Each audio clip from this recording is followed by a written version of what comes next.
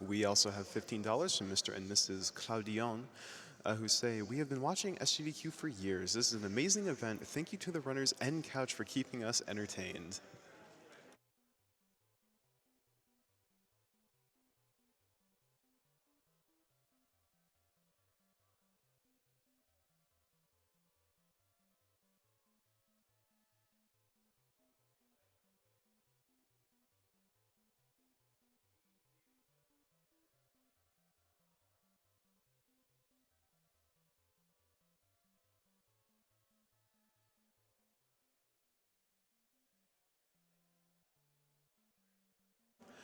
We also have $50 from Spoolie Guy, who says, "So excited for Kingdom Hearts later, but unfortunately I won't be able to watch it due to my night shift schedule. So here's 25 to the Sephiroth fight and 25 to Oathkeeper Glitch, and can't wait to catch it on YouTube later. Hype!"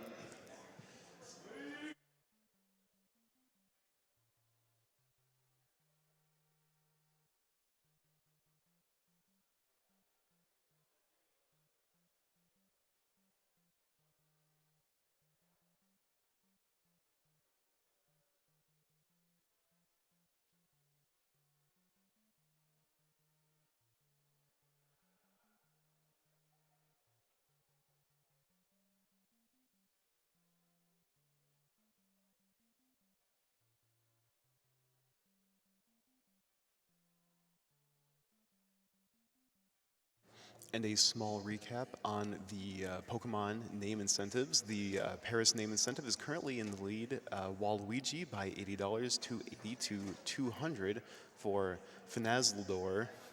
And the Pidgey name is ahead by about 60.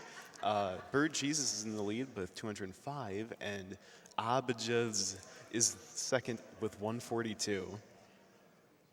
Nidorina is also in the lead with T-Rex, 215, to Waluigi again at 181 in second place.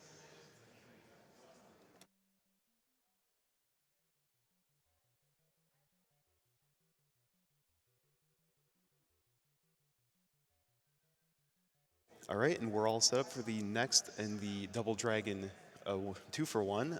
So I'm going to pass on over to sinister1. Take it away. Hey, what's up, everybody? I'm sinister1. I'm going to be running Double Dragon 2, The Revenge for you. And with...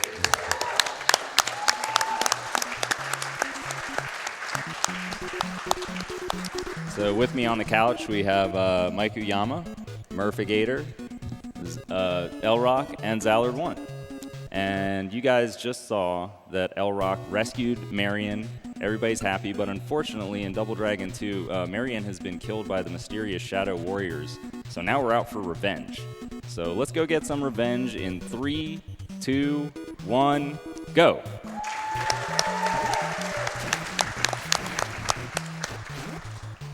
So this is the knee. You're going to be seeing that a lot. Yeah, right away you'll notice I'm jumping in on these enemies and doing this super, super powerful move, which Mike could actually tell us a little bit more about. Yeah, so this move is so powerful. The Japanese name for the move is the Bakuma Yujin Kyaku, which roughly translates as the exploding demon dragon god kick. And because you have not only an exploding demon, but a dragon god within this knee, there's only 4 frames available to contain its power for your use. That's right. Even though 4 frames is, a pretty lenient amount for like a trick in a speed run, doing it all the time is actually pretty difficult. Yeah, you're going to really have to have consistency with it. And you can see we have some other powerful moves as well. There's a Cyclone Kick, there's an uppercut move, and those are not quite as powerful as the knee, so that's why you see the knee predominantly. You can grab enemies as well, just want to show that off, and do some other stuff. Good for the scramble. The weapons are not quite as powerful in this game, and I'm about to get knocked off the edge, so I should probably not do that. There we go. All right, so we're coming up to the first boss. This is Burnov. He's actually got 2 death cutscenes, and we're going to skip both of those by kind of bringing him over here. He's just blindly following us. He doesn't know what's going to happen. See the mask he's wearing? Who could see out of that? Yeah, I know. I don't know how he does it. He's not cooperating very much. That's right. There we go. So he's off. That's where you ended up anyway. That's all she wrote for Burnoff. Oh, yeah. He skipped the I'm melting cutscene. So, to elaborate a bit on what Sinister was explaining about the story, as mentioned, yes, your girlfriend is now no longer with us, unfortunately. What I was explaining was, of course, Double Dragon 1 to me was more about the journey of becoming, the Billy Lee that everybody knows.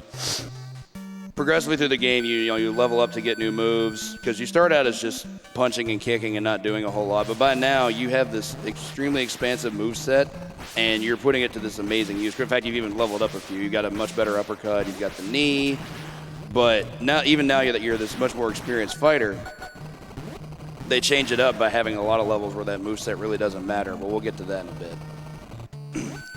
And as we mentioned in the interview, this game is very, very much different from the arcade version. There's a lot more stages. There's some different enemies. We're going to be seeing the ninja enemies, which were added to this NES port. They're not in the original. And one nice thing about them is they cannot duck. So they can't avoid your cyclones, and they can't avoid your knees. That's the end of them. Yeah. About the ducking, it is random, but you can kind of mitigate for it by trying to do your knee as late as possible, which makes it less likely. And there's a stage To the hazard wall. in this helicopter here, which you're going to see the door opens and it sucks you out. So you have to be a little bit careful. You don't want to spend too much time near the door there. You can get yourself in trouble. Oh, Bobo grew some hair. Yeah, he's actually called Bolo in this game. I think he's related to a Bobo, but he's not quite a Bobo. So let's see if we can get him out the window here. Got See you, buddy. See ya. There again. Love the white pants This is too, so stylish. Nice double knee finish. God, knee is just so overpowered in this game. It does like 4 times as much damage as the second most powerful move. It's an issue. It's so powerful. So these enemies control you a little bit, but they actually sort of behave for once. Oh, there's the troll. we were waiting for it. You were saying?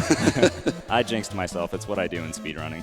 I mean, that's the strat, though, is just throwing stuff at somebody in the back of their head. You see this guy just take out 2 of your friends with 1 attack? That's what I'd do. Exactly.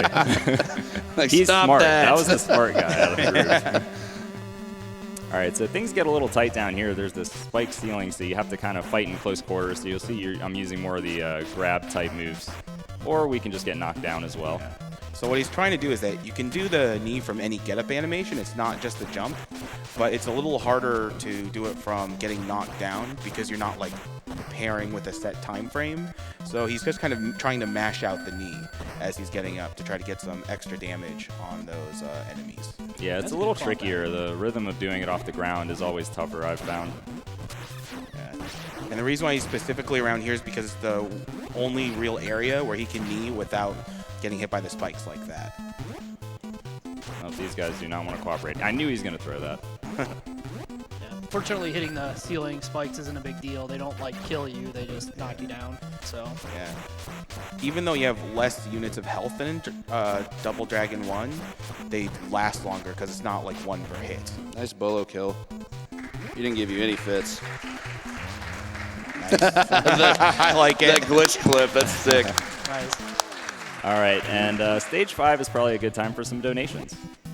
I think I've got a couple here. We have a particularly interesting one here from PieCurious53 for $250 that says, "Did I miss the incentive to add Battletoads to this game?"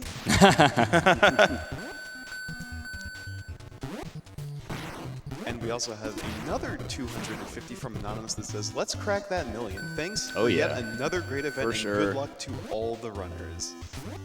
All right, so there is some dangerous platforming in this game. That's kind of the beginning of it, but there's a lot more to come. Yeah, most beat-em-ups you don't typically see too much platforming, but for some reason the NES Double Dragons wanted to make it a part of the game. Yeah, which is great when you have push both buttons to jump controls. Yeah, exactly. All right, we can get these guys off the edge if they come out not ducking. Best quick kill. Bye. There we go. Taking care of business. Yeah. And the reason why he uses the Cyclone Kick there is because it lasts a very long time, so it's much easier to time than doing a knee. And also lets him reposition himself for the second Bolo, is it? Yeah, I think that guy's Bolo.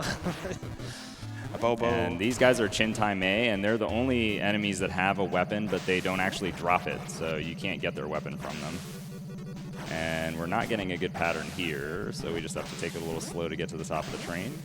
The start pattern you get here is pretty random, and that can really alter like how many seconds you're able to save by getting up there as quickly as possible. Dynamite effect is so cool in this game too. Just big flame wave. Although Sinister's not a fan because it can lag the screen really badly if there's multiple dynamites going off at once. See what Billy can do about the Governator Arnold. here.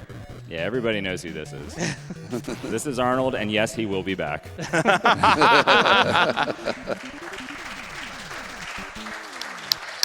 All right, so I'm going to take an intentional death right here. It's going to take me right to the top of the steps and allow me to cross there no matter what flame pattern I get because you have iframes, so you're safe. Oh, a lot of ducking. Not what we want to see. Yeah, these guys can get a little rough sometimes. Ropers in this game have a move set. They will not make you enjoy it. All right, hopefully that guy went on the spikes. Yes, he did. Okay, so now it's just going to be these enemies spawning. Nice. All right, so this is, if you ever played this game as a kid, you probably hated this section.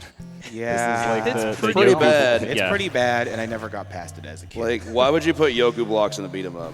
Yeah, it just doesn't What make is the sense. point? With both buttons, the jump control. and fixed And length la- jumps. And lag, big lag on landing after a jump. Nice. Nice. Very clean. Our childhoods have been avenged. More platforming. Yeah, and this stage has some of the worst platforming in the game. Yeah, Yeah. the next room coming up, the gear room, is really, really treacherous. Yeah. Hey, look who's back. Hey, burn off. This room's very intriguing. You have the platform giving way, as you can see, which is both advantageous and not. So you That get to sound see- effect is glorious. Yeah. All right, I'm going to take an intentional hit right away here. And then we just have to try to make this first cycle. It's so nice to have a stage that's not random, because I wouldn't know what that feels Yeah. like. Instead, he just has to deal with Nice. every single. That was a enemy. really good gear room. Nice. So if you if your timing's off at all, then you basically have to wait for the cycles then, because Ah, boo. there's spikes everywhere and the gears rotate. So if you jump at the wrong time, you can easily get killed because the spikes are a one-hit death. And this is the part where enemies do not cooperate. So funny thing about this game is to kill an enemy, you actually have to kill them with a knockdown. So that's why I'm doing like this one punch and then a knee. If I did the knee first and then did one punch, that would not finish them off, even though it's the same amount of HP that you're dealing. Same thing with these guys. So you just do 2 punches, get a knee in. This guy took some damage on his own, so we just need to knee him. I'm more curious as to how that didn't kill him. Dude was literally set on fire. A Yeah. gigantic blaze. To the wall. All right, nice little grouping strat here. Nice. Bye. Oh, we got combo breaker. No in idea there. they had that much health. Yeah, they have a ton of health, these guys. There's Hey, a look lot who's of- back. Yeah, there's a lot of really tough enemies in this game Yeah. for health. Yeah, this is the toughest Arnold. This is Predator Arnold right here. He's not messing around. Turns out he bleeds too. And the chopper was back in stage 2 and 3. Ah, we got a troll What pattern in there. the- You got nobody's blocking that jump in front of a jump. Yeah, so that, unfortunately, because, yeah, those guys jump at you, you kind of can't really avoid that. So that one guy spawned from the left. All the enemies in this stage are really tough. They have higher HP and they can combo break you quite a bit. So you have to be a little careful.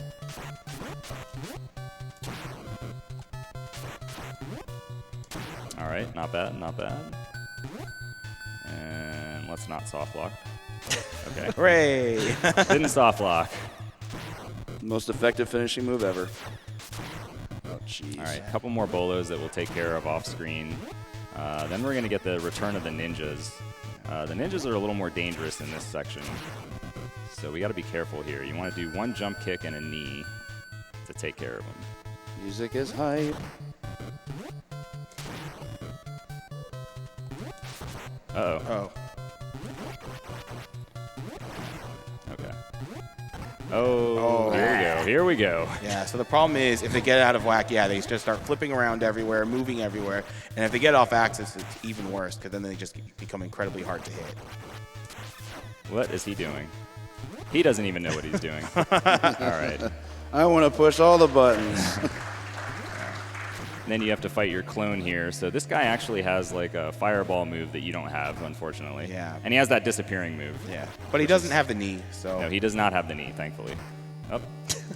Okay, there we go, uppercut. And there he goes. So normally that would be the end of the game. In the arcade version, that is the end, but no. Is that Marion? Wait, what? Oh, no. It's the evil Shadow Warrior. All right, so this stage has a pretty epic track. This is a tough fight.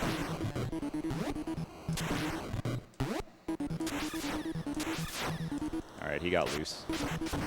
Uh-oh.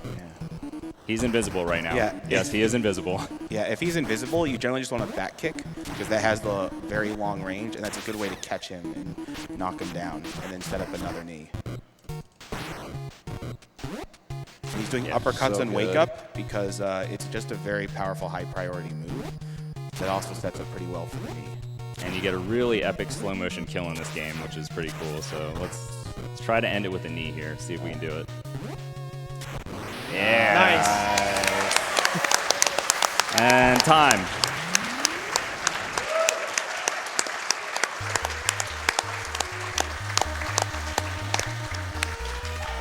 What's the time? All right, so we defeated the evil Shadow Warrior, and he kind of tells us this story. He leaves us with this legend. So we think, oh man, okay, we got our revenge. Everything is complete, but actually it is not. There's a little bit of a twist ending here that you get to see. So it has the legend: when two dragons soar through the sky, an angel will fall to the earth. And of course, that angel returns Marion to you alive and well. So you get Marion back, happy ending. And that's Double Dragon 2. Thank you, everybody.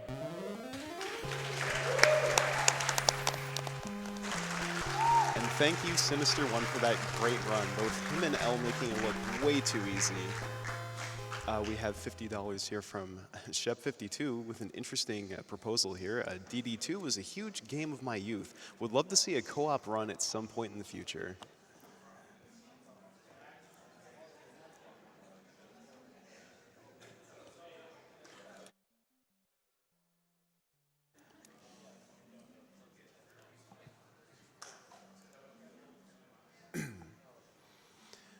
We also have $25 from Keith25, who says, I am so happy you are running this Double Dragon 2. I played this game so much with my brother in the NES days and previously ran through it with my son. Great memories.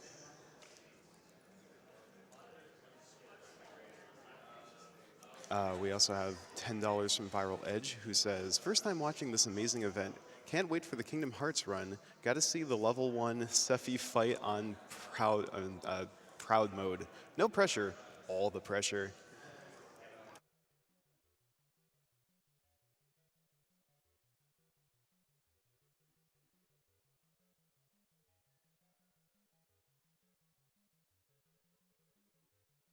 We also have $150 from Anonymous that says, take my money. I always love watching GDQs, and I think it's awesome how everyone comes together for such a great cause. We also have another $150 from Blank192. It says, good luck to all the runners. And for the hat trick, another $150 from Sora that says, third GDQ I've been able to see, and though I'm not a speedrunner myself, I cannot get enough of watching these speedruns. Love the cause, love the runs. Let's help those doctors across those borders.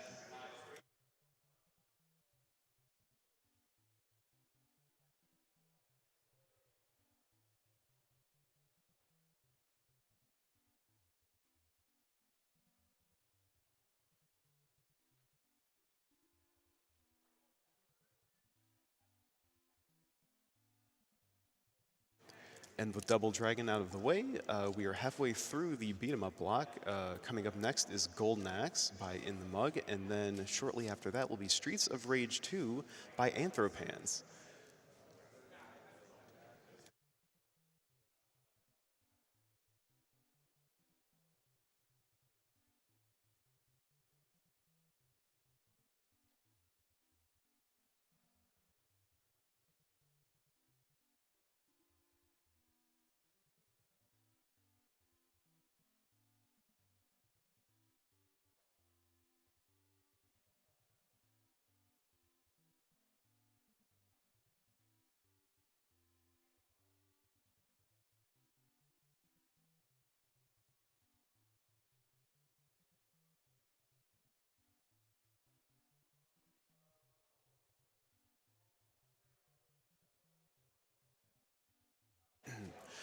We also have another $5 from Scratch Dragon that says, "Let's go, Cinny. The Glove Club is behind you. Glove up."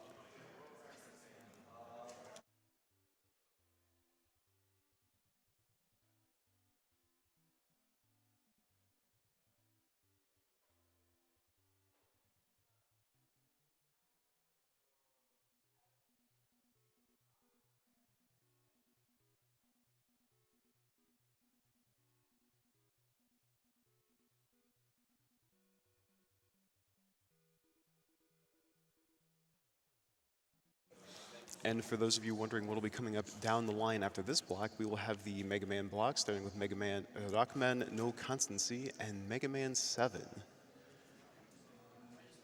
Also, a heads up on the donation incentives. We got a couple more donations in towards Kingdom Hearts 1.5 HD for Oathkeeper Glitch.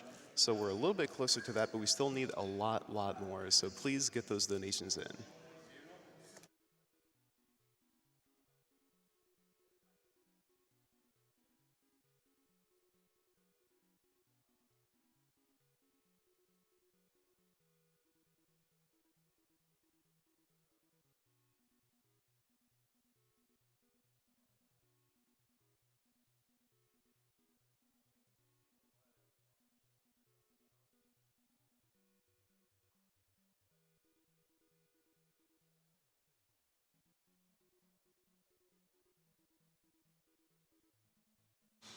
We have $25 from Shamblama 249 that says, "Hey SGDQ, great runners for a great cause. Push towards that $1 million. Hype? Put my money towards the Sephiroth fight in Kingdom Hearts. Will do."